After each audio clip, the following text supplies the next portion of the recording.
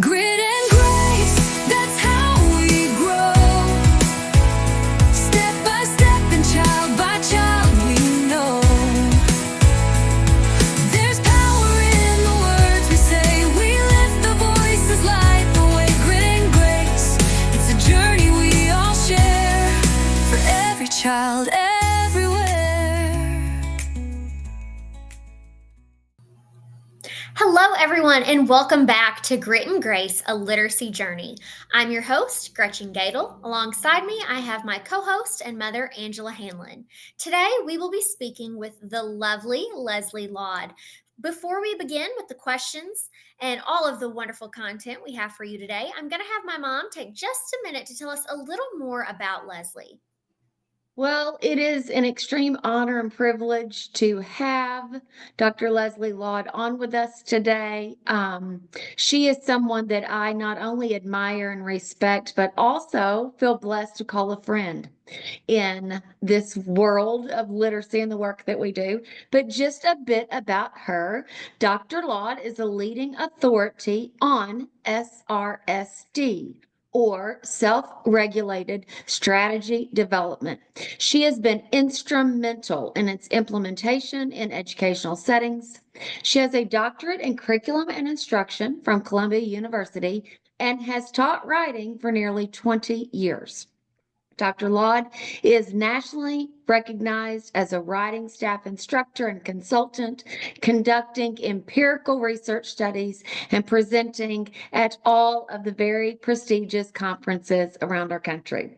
Her work at thinkSRSD focuses on some of my favorite words: evidence-based practices for teaching writing, helping schools translate SRSD and the science of writing into practical classroom solutions. And she talks in very easy to understand language for teachers and educators. So I cannot wait to dive into our discussion with her. So welcome, Thank you. Leslie. Thank you so much for having me. Oh, you're welcome. It's an honor. Go ahead, Gretchen, take it away. All right. So, if you will, just explain to us, how did you get started with SRSD? That is a fun question and a long journey. In the late 1980s, early 1990s, I was studying at Columbia University in New York City. And you're not supposed to have favorite professors, but Dr. Lynn Corno was by far my favorite professor. And she was this young, hip thinker, and she was part of a clique of self-regulated learning experts. And I think she helped coin the term self-regulated learning. She was part of that group. She was studying with Zimmerman and all the big names. And she had these packets. She was so current and so cutting edge. We didn't read books. We read packets of articles. And they were always hot off the press, and she was excited about them. And in those packets were studies about SRSD. And they were influencing me as an educator. So when I went into the classroom, I was influenced by thinking about how to get my kids self-regulating. She was deep into cognitive theory, so I was thinking about that. But there was a disconnect, like that was influencing who I was and how I taught. But then in the mid-2000s, some of my colleagues discovered and began using University of Kansas materials, which strategies instruction model, SIM, and it was all the rage in New York City. People were going to Kansas to get trained. And another colleague had found one of the articles on SRSD, but followed it like a recipe in her classroom. And that I found really interesting. And so between my colleagues using these strategies, I began using them. And I was trained in research. So I immediately began researching how to get grants, you'd go to these places in New York City where you'd open up these books and figure out how to get the grants back then. And we won a few, and we ran some studies, empirical studies, and I became a member of the SRSD researcher community. And we began churning out ideas for studies, trying them in our school. was a ton of fun. Sounds like it. Yes. And is it true? Is it true that your mom is a writer? Right, right. So I think that I had a gene for it, and I think I loved writing. So I was naturally drawn toward it. I loved teaching it. And I think that that was just a big piece of why this became my life's work. Okay, so your approach is rooted in research. Could you walk us through the evidence base behind it? Absolutely. So in 1985, the first SRSD study was published. And in that study, they cited their origins in Michelbaum and some of the other really amazing theorists. And they cited University of Kansas, the strategies instruction model. And that was the basis from which they worked, and they built this beautiful line of further evidence supporting and distilling and refining how we can teach strategies more effectively to students. So the first SRSD study was 85, but it was coming out of the late 70s out of Kansas and further validating that approach. Over the years, many people began picking it up, running with it. They added elements. At first, they looked at how to augment adverbs and language. By the later 80s, they were looking at text structure, and that became central to what they were doing. Carol Sue Englert at University of Michigan was part of this movement. It must have been a really exciting time at the conferences. And she was publishing a lot on cognitive strategy instruction, which is very close, had a couple of differences. She was the one who, I think, coined the word power for the writing process, which was later picked up and adopted by SRSD.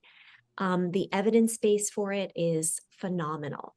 And it's actually gobsmacking that more people don't know about it and use it, because it dominates if you go and look up what is the research on how to teach writing. So there was 20 years of controlled studies being run. When I then discovered it in the mid 2000s, about 2005, 6, and then we began publishing, I, myself, and various colleagues, on how to do it as an insider from a classroom in a school. So we had a very different approach to it, more teacher voice, more school centric in how we were figuring out how to do this.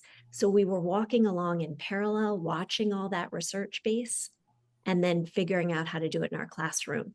But the studies at this point, I believe there are maybe almost a dozen of the highest gold standard randomized controlled trials. We have data on thinkSRSD that's randomized from 8 schools, 4 that received, 4 that didn't. We will be publishing that soon, but it meets the highest level of randomized control versus treatment. Can't wait to see your new results, because I've gotten little snippets as you've been going along collecting it. So I can't wait. Can't wait to see it when that's released. And there's another study coming out in Canada next year. I'm incredibly excited about that. Oh, yeah, that's exciting. So currently, implementation science is all the buzz. Can you talk about how your work has been affected by this? Yes, be still my beating heart. Implementation science is, I think, the greatest thing that has ever happened to the field of school change. So again, I'm in this field for 35 years. I did my doctorate in my 20s. I studied under Dr. Linda Darling-Hammond, and Michael Fullen was guest speaker. Seymour Sarah, the big names of school change were Big all names. they're the big names, Yeah. right? Oh, I'm sure they Big were your names. buddies. The big in the- names. in the Yeah. role that you did, Angie. So they were coming and speaking, and I was deeply immersed in all of this. But something was missing, and it was kind of touchy-feely, and who can sell the coolest tagline at a conference. There was depth to it and value that I extracted and enjoyed and appreciated. But I was young at the time. I don't think I fully appreciated it. But I tracked it, and I stayed deeply involved in it after I did that. It was kind of the minor of my doctorate. And about 5 years ago, implementation science burst on the scene. And I was just like, where have you been all my life? Because it gave what was missing in school change. And that is the heartbeat of the center being evidence-based practices. Mm-hmm. Yes. Can I That get was, an amen to that? Yes. that's what was missing. Mhm. Yeah. So implementation, go ahead, please. I just to go off script for a tiny, tiny bit, what you're talking about has been around so long, so long. Leslie, help me. Why is it still not known by You're everybody? not off script.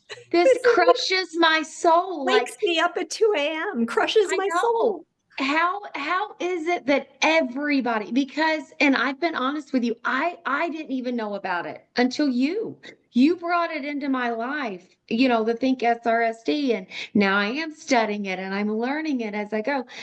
How is it that we're 2025 and it's everyone doesn't know? I love your passion. It's a little dangerous because it's like a match to kerosene, because like there are days when I just lose my mind. Like, how are we not using this? It has been there for 50 years. And okay, it can be hard to figure it out. A lot of people read the books, read the articles, and say, I don't know where to go. But we have spent 20 years making it so easy for teachers to pick up at thinkSRSD. But I said to a top implementation science expert recently, it's been 20 years. And she said, yeah, I'm not surprised. Rosanna Comediso, she's one of Tiffany Hogan's doc students. She's now an expert in her own right. And she said, I'm not surprised. It's really hard. If you look at lemons and scurvy, we knew for 500 years. We had that breakthrough that vitamin C brings down, but it wasn't 500 years until it became common practice. We don't have that time. It's been We don't. 50 years with SRSD, and I've been doing it for 2 decades. But Angie, I'm hopeful.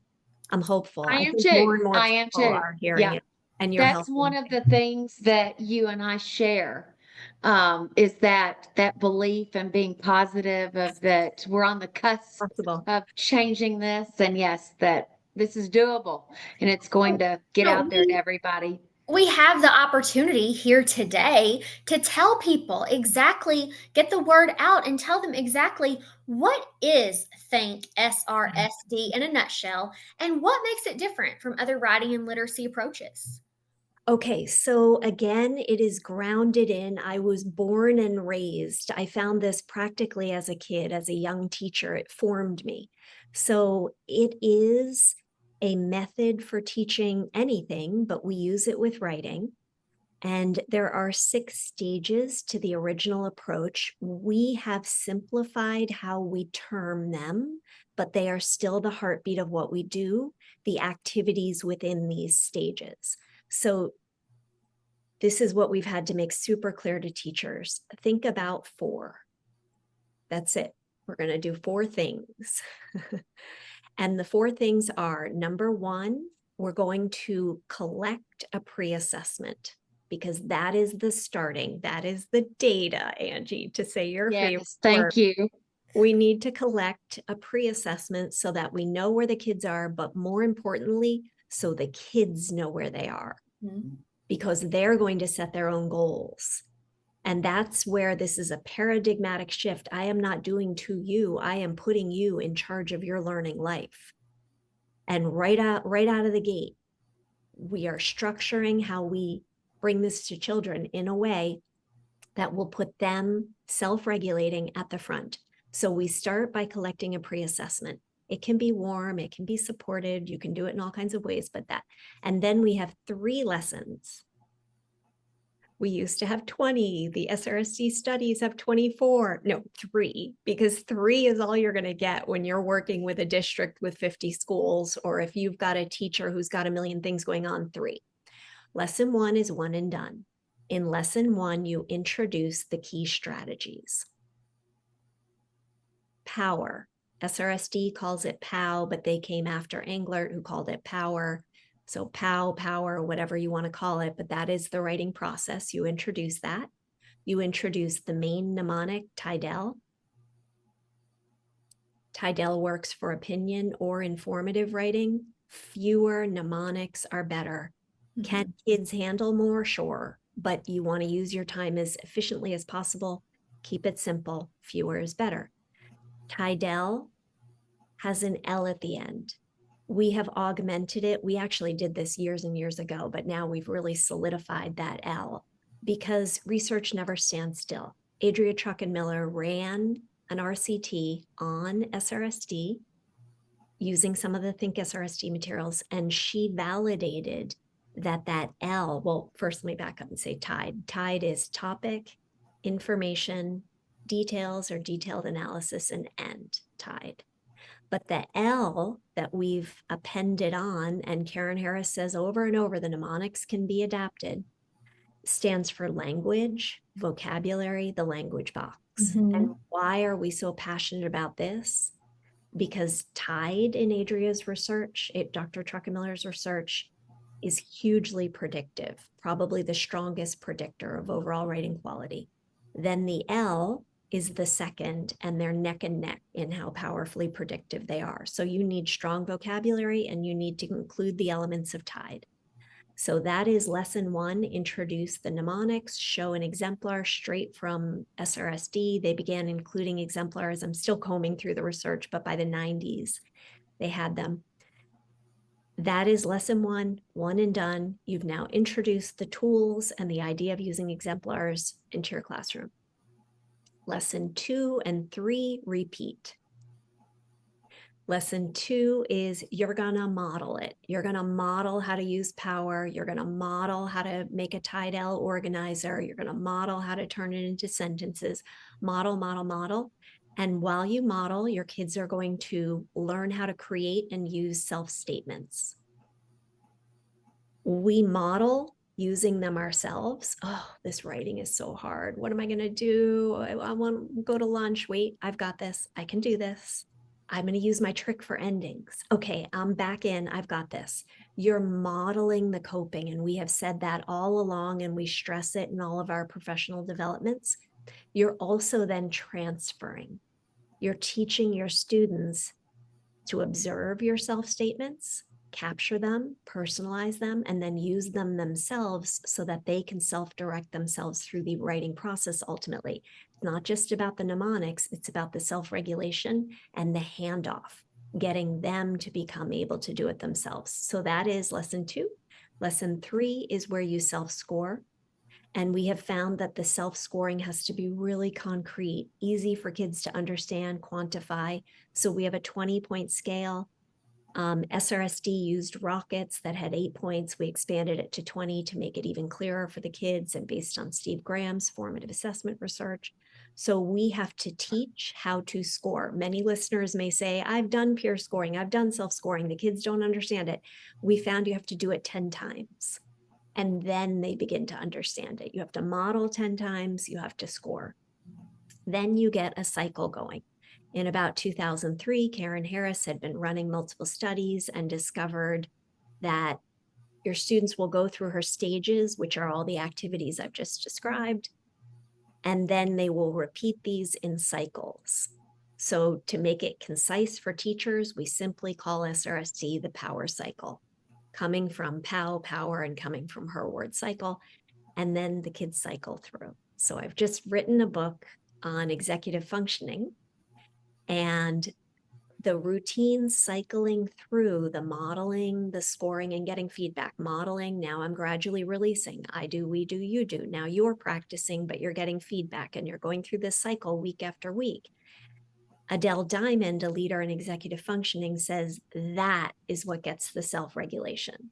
And when I read that, I got chills. I was like, that's it. The mnemonics are helping. The self-regulation talk is helping. But what's really solidifying it is going through the cycles over and over. So lesson 1, introduce it all, 1 and done. Lesson 2 and 3, repeat. 2 is where you model how to use all the tools, looking toward gradual release. And then lesson 3 is where you give feedback, and eventually peer feedback and self-feedback.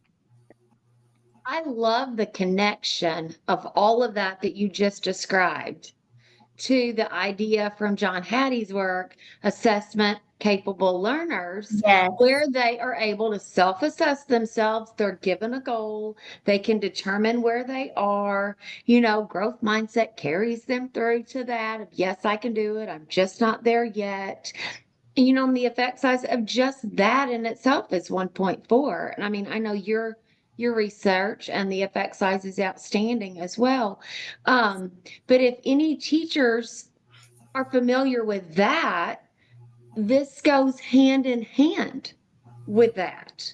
And plus, Anita Archer's explicit instruction approach of model, model, model, the gradual release, the I do, we do, you do. I mean, it's just I feel that it is embraced by so many other things that we're looking at as truly evidence-based practices. If Yes. that makes sense. So, if you don't care, one more time, just to make it clear for our viewers and listeners, will you explain that mnemonic title one more time, what those letters stand for? Sure. Yes, yes. And to Anita Archer, explicit instruction. Tidell is so explicit. Like the new book, just tell them. Like, just tell them. Don't Just make tell them them. spend forever trying to figure out what to include in a paragraph. Just tell Yeah. them it's Tidell. So Tidell, the T, so it iterates. We change it as it goes up through the grades, and the research studies have begun looking at this as well. The T is topic, becomes topic with thesis as you go up through the higher grades. We start with information, then it becomes important evidence. And we at thinkSRSD have matched this to the state standards. So that's why we're pulling in the terms from the state standards. D was originally, so TIDE originally came from Linda Mason's book, Teaching Adolescents. We can list it in the show notes. It's Teaching Adolescents Comprehension, I think. The D in her book was details. But then we at thinkSRSD fleshed it out because we were working with the standards when they came out in 2012. We changed the D to detailed examination, starting in grade 3, because the word examination appears in the Common Core standards or whatever standards in about grade 3. Then by middle school, we change it to detailed analysis because they start using the word analysis in middle and high. And then end is end, but we have appended the L and we have motions that go with it, Tidell, like a tidal wave. And the L stands for language, and it's literally an L for a language box. And we tell the kids, put your arm up, make a big L, that's your language box. You're gonna put that right on your organizer and you're gonna catch your strong vocabulary. You're in charge, you pick the vocab words you want to use, you include them in your Tidell planner. That's lovely. I just love it. That's incredible. Okay, so this is a lot of information. And I see how for a newbie, someone that's new to this information, new to this research, it could be overwhelming, it could be confusing. So what are some common misunderstandings that take place about thinkSRSD? Oh, I love that question. Yes. I think that we all do this. I have done it. We look at something that's a little complex and we just see a part, and then we think it's only that. And then we criticize because it's not that. The beauty and the majesty and the glory of what University of Kansas originally, Karen Harris picked it up and carried on and augmented it and transformed it. The beauty of it is that they kept a system. Fisher and Fry have something called the FIT, which is similar. And Hattie, I'm such a devotee. Me too. Yeah. Good golly. Yeah. And with Fisher and Fry. Yes, and it's pulling together. So let's not do the silos. Let's do the and both. So what's beautiful of this approach and what's frequently misunderstood is that it is a system. And it is a little light lift, high yield, easy to pick up and carry into your classroom system, but then you have to keep learning and deepening your own learning like we all do. But it's misunderstood. And I've heard people say, well, thinkSRSD only teaches kids to use self-talk. No, we're very much into the whole self-regulation and modeling the coping and modeling, but it's easy when you're learning something to not see all the pieces. Somebody said recently, thinkSRSD is just a ton of modeling. And then we had a really great dialogue. But I had to clarify, no, it's a system. It has modeling, it has the gradual release of not just the strategies and skills, but of the self-regulation too. And it has that feedback. So like broad strokes, it's two things. It's the modeling combined with the feedback, and they are two incredibly important constructs that need to work together in a cycle. And I love that because we know in the I do, we do, you do, that we do is so important. So, like when someone says, oh, well, this is just, just all modeling, you just almost want to be like, it's a lot of it, and you're welcome because that's going to help you. You're showing, and then you're going to guide them through. Even as you're modeling, we do can still come into that. They can still play a piece, they can still be active in their own learning. All right. The So feedback, I'm sorry. go ahead. You're good. The feedback, though, part is, since I've learned about this, that is something that I feel teachers are missing out on it. That it isn't just modeling, like, well, we're just telling them how to write. Well, for one, I want to say, with explicit instruction, we do just tell them. But the feedback component is critically important so that the student knows, and I'm going to now reference Hattie's work, where they are, but then what's their next step? What's the feedback to get them their next step to be a better writer? Do you want to expand just a little bit more on that feedback piece? Would love to. Okay. Yes, yes. The feedback, there is a force in goal setting and feedback. And Hattie, yes, I've had slides with his work in my workshops of where am I going, how am I going to Yes. get there? Mhm. And that is a deep force. I went for a walk recently with Dr. Lynn Corno. I found her, and she lives in the town next to me in Massachusetts now, unbelievably. So I called her up and she was game, and we took a walk, and as like every word I was hanging on. And at one point she said, look at my study from 91 where I talked about the difference between, I think, motivation and volition. And then she started talking to me about volition, and I just like wanted to melt. I was like in the highest heaven as she was explaining this and blowing my mind. And she could just, in so few words, talk about the force of volition. So in the feedback, we model how to give feedback. They then self-score. They then give peer feedback, but it's all toward, okay, what is your goal? And Yes. a lot of our teachers have the kids write their goal at the top of their paper. And we tell schools, if you want to know if this is happening in your classrooms, like we tell principals, what's the look for? You can go in and see the window dressing. You can see the Yep. mnemonics. But if you want to know if it's really happening, bend down and ask any child, what is your writing goal?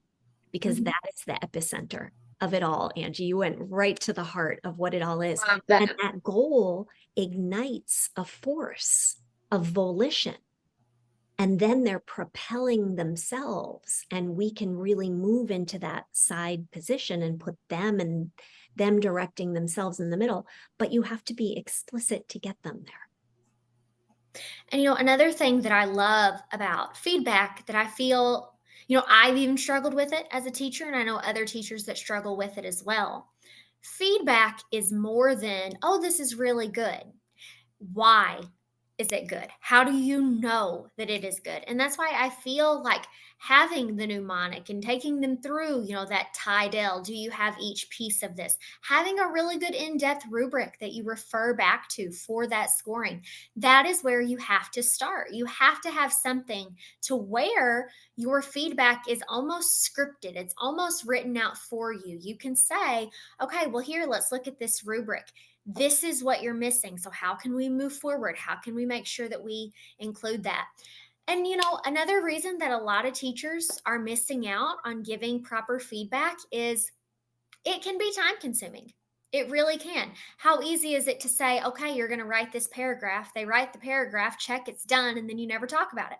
When you talk about it, you're taking more time out of your day. You're taking more time out of the next lesson. So I get it, but we have to be intentional and we have to realize that feedback is crucial. It has to be there. To be. I can't agree enough. Well said. Well said. Well, thank you. So I'm going to real quick dive into the data because you and I always talk about the data and is it working? And if so, where's the data to back it up? And if it isn't, let's get rid of the practices where there's nothing to support. So you and I both say all the time, results matter. The data matters. What results have you seen? What results have your school seen? And in data and in teachers and the students' experiences. Talk to us about that. It began in my classroom, and that's why there was never any looking back. There was no looking back. Yeah. I had been teaching for 15 years, and I was part of that system where the kids were not exiting IEPs. We know it's a phenomenon. It was the first time when I used this that my principal came, sat me down and said, you need to exit these students. And, oh, just cut the umbilical cord with an axe. Why don't you? No, I'm not exiting these students mid-year. But their data was so good. He was like, there are other children in their classrooms who need you. And this is not equitable. And I remember it like hurt, like I had to let go. So I saw it. I saw my kids proud. I saw one child who had behavior issues reach over, and I was like trying to get in between. And he put his hand on the back of another child and said, look, John, our scores are going up. That means we're getting better at writing. Oh, Like that was so human. I had EL parents crying in meetings because I would show them the graphs. And then I was just rereading an email today. I carried it to teachers. Wayland, Massachusetts was one of the first. And their scores came out and they were already high achieving, but they were up 7% on their ELA proficiency, higher than they had ever gone. 6% is generally considered outside standard error of measure, which is 3. You double it, that's probably not due to chance. So they were up 7. And the feeling I had, maybe you've had this, Angie, as a principal or superintendent, that it happened through someone else and I had coached them. yes. That feeling of like, I I have didn't do this, goosebumps. they Yeah. did. And then Yes. it began to catch Worcester Arts Magnet, a school that was in the 50s when they began with a new principal, got up to the high 70s. They reached all the way to 87% proficient with housing projects on both sides. So I was seeing this over and over. We were seeing 20%. The Nystrom School in California, I just heard a webinar where one teacher was like, 6th grade was like out of this world. They went up almost 20%. Oh, wow. Yeah. So we kept seeing this. Now we have a peer-reviewed paper. We just had a journal indicate that they're interested in taking it. We've tried it a couple of places, and that aggregates all of our gains, and our average is 7.03% gain on your state assessments. But we also have data now from a randomized controlled trial we ran with 8 schools and I don't have the data in hand yet, but I know that their ELA were very different and our schools did much better. I've been looking at some of the ones. There are some teachers that have been really good at promoting this, especially like on social media. Lindsay Kimney's been phenomenal at getting her stuff out. But it's talking about results matter. Leslie, I've been blown away by what you all are getting a first grader to write. I mean, and the length that they're getting, and not just, oh, that it's long, but the length, the details that are in there, how they do wrap up their thinking at that end, the language that's being used. Do you want to talk about maybe one example that's ever like really stood out to you It's anywhere? hard to talk about one, but yeah. Something here. I have this beautiful thank you letter from a 2nd grader that I taught with, but yes, we get these thank yous. The gains that Lindsay is seeing, I think the most important thing, and this is something that is unique to thinkSRSD, because there are other groups. Vanderbilt has wonderful, very short modules, but there's another group that offers kind of an older model of SRSD. But at thinkSRSD, what you're saying, Angie, is we are hitting all the levels of language. And it is so incredibly important to teach them all together. Gretchen, you'd asked earlier what the biggest misunderstandings, well, of thinkSRSD are, but just of writing. We must not silo, do not work on one area at a time. Karen Harris's latest research shows that, Angie, we have to be hitting them all: word, sentence, paragraph, thinking. Teach them together, teach composition while you're also teaching how to expand a sentence. That's why we're seeing, and Lindsay was a great case, Lindsay Kemeny, wonderful author, look up her books. She's a great example because we watched her class over the year as she was teaching handwriting, spelling, sentence, and composition all together at the same time, not waiting for sentences to get somewhere, teaching them all together because they all nurture and bootstrap each other. And we watched her kids grow in all of the different areas simultaneously, like pillars all rising together.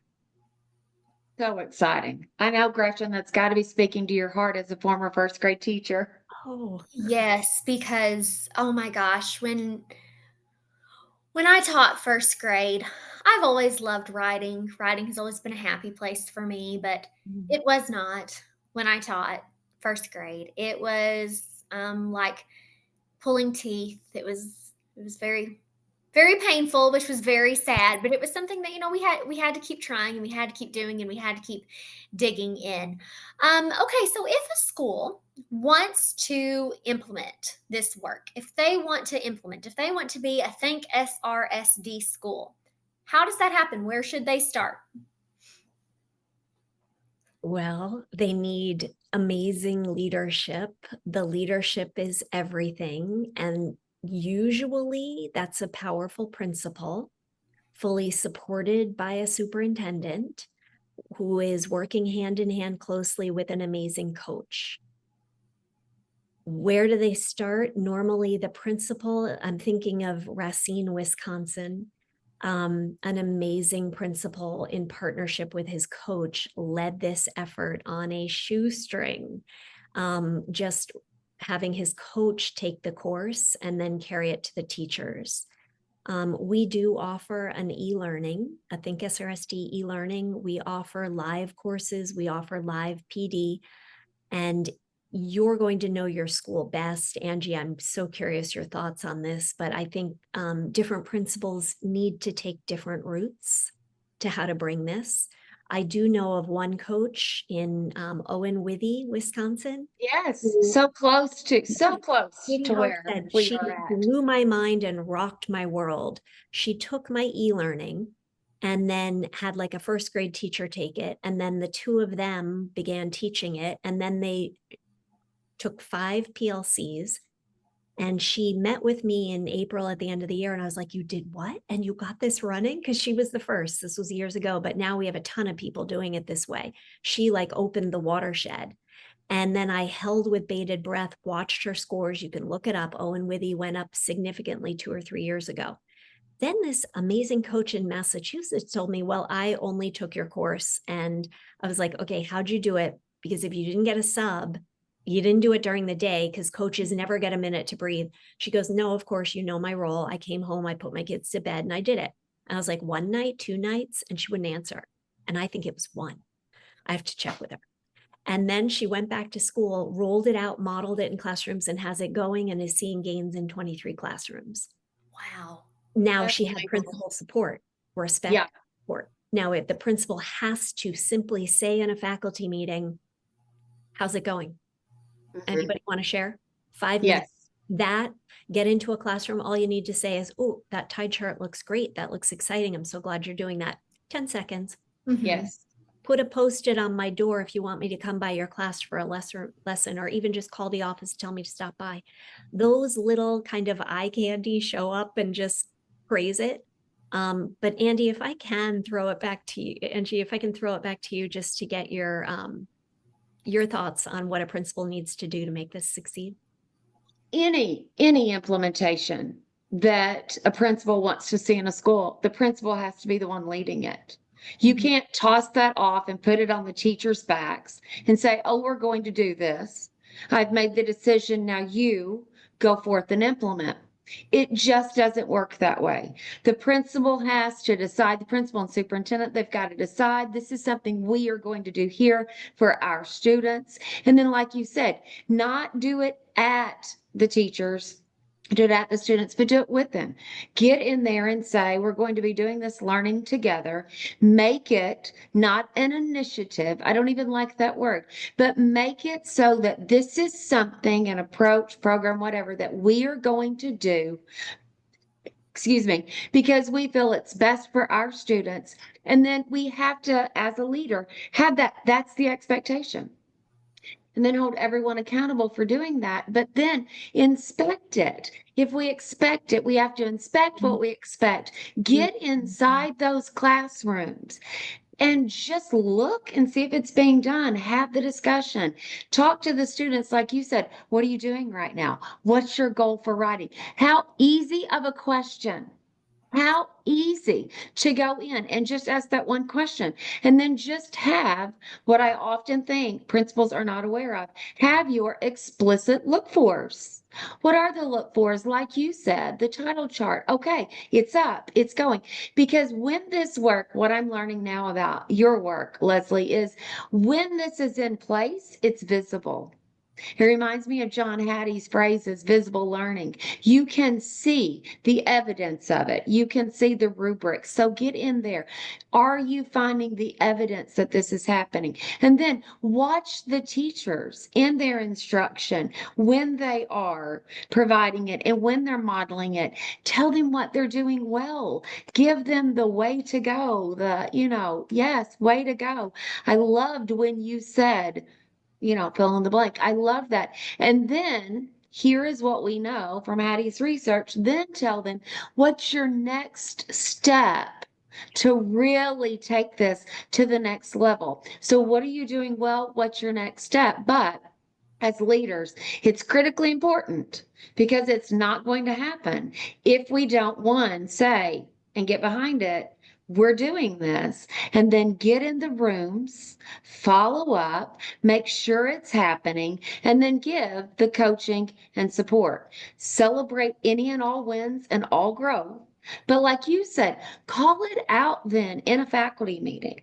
I used to say in all mine, whether it be a principal or also superintendent, whatever we were working on at the time, whether it was writing a clear learning intention with clear success criteria. What are you feeling great with right now about this?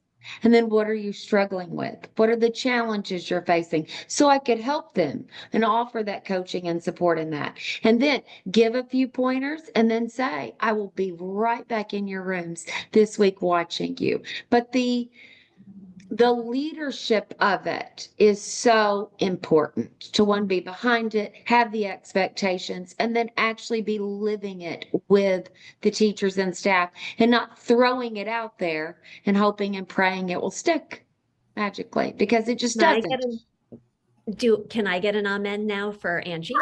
You need to have a button, hold up, amen. I know. Yeah, Or a Angie, sign. I was keep tearing telling. up as you spoke. Oh, That was a master class in how to lead this. thank you. Yes. Yes, Whoa. absolutely. I love that. Right? Yes. Don't you love that, Angie? I love that. We're I not do. I had forcing you. goosebumps when you said it. Yeah. We're asking you if you believe this is best practice. Yes. And if so, and here's the thing about effect sizes and evidence-based practices, if we know that it's possible to reach that, then I come back when I first found out about Hattie's research and the effect sizes, and I thought, why don't we all just do that? If we know that that's possible, why don't we just do that?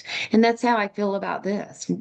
If we can get that result, why don't we just do that? Because it's best practice. And it comes back to, if we know it's best for our students, why don't we just do that? And if we know it is, how can we not do it? Right. And we will, because you're sharing these ideas right now. Your listeners are listening. They will share it, and this will grow in our field, and we will. We will. We will. We can do this. Yes. So now, the schools that are implementing this and having the most success, what patterns do you see in those teachers, in those leaders, in those schools? Yes. Okay. The most successful, stick to itiveness. Mhm. They don't stray and take on something new the next year or dramatically change course. Yeah. They're making very evidence aligned decisions about where to go in order to deepen this. I'm thinking about Cumberland, Rhode Island, because they had the greatest gains. They went from 40 something percent proficient to over 60 as an entire large district, one of the largest in Rhode Island. And they stuck with this for, I think, 6 or 8 years. But Wow. each year, they took careful steps to strengthen it, looking at the research, looking at best practices. They were not adopting new initiatives. They were Mhm. figuring out what was working and using their data. And the classrooms that were getting the greatest gains were the teachers who were presenting to the other teachers, and they were mimicking that and not losing anything from that. The schools that get the greatest gains, there's always a champion. There's somebody who owns it. And so I do say that to principals and people that I meet with. You need to own it.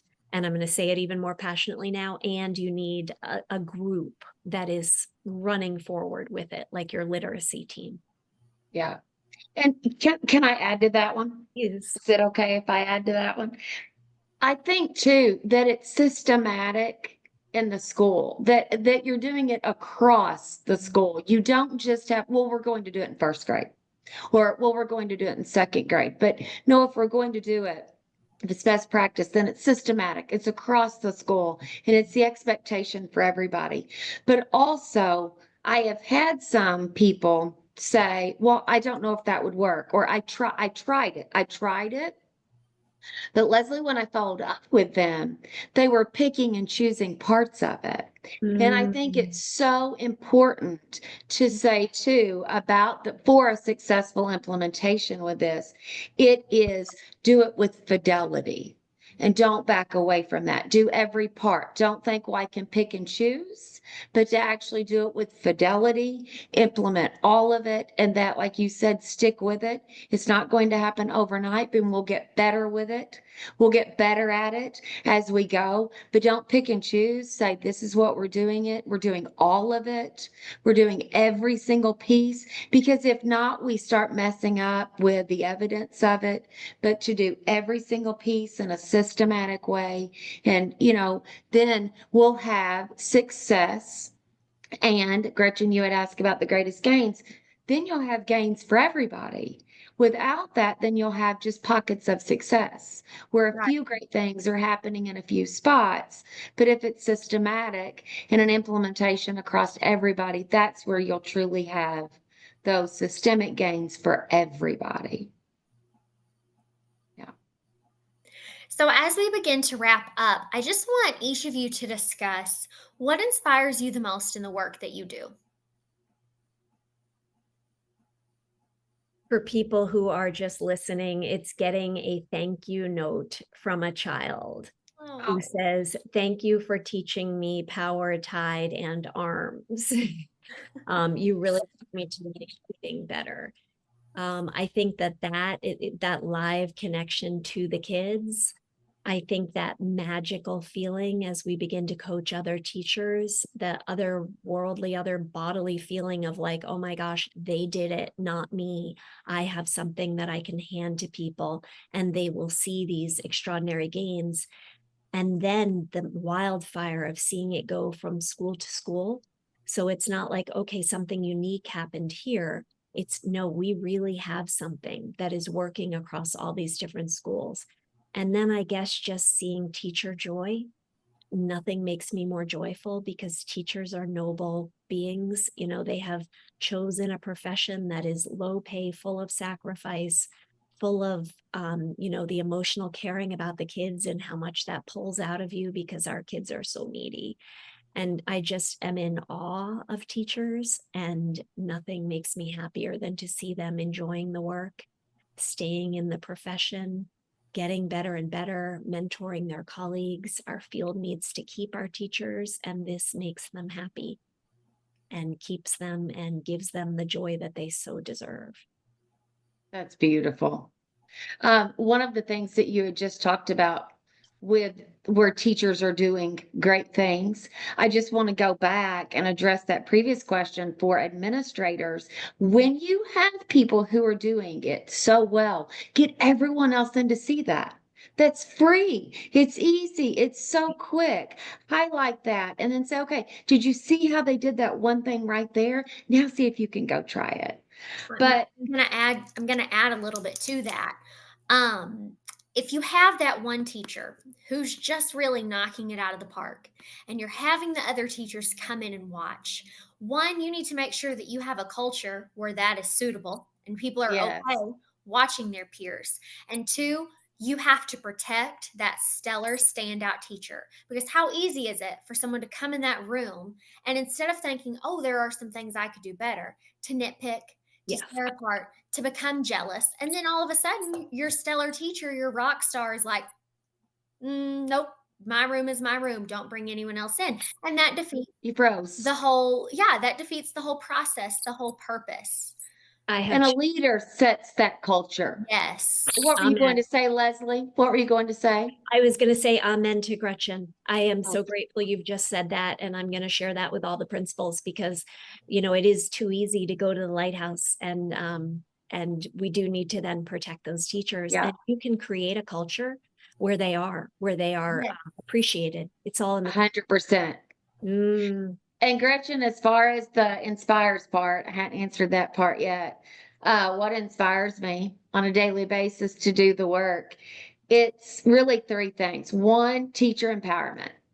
Mhm. Because even when I was principal at Matthews, my staff, I had so many with that 13% proficiency ready to go. And I had a couple that had given me resignation letters. And I'm like, please, please just give me 1 year.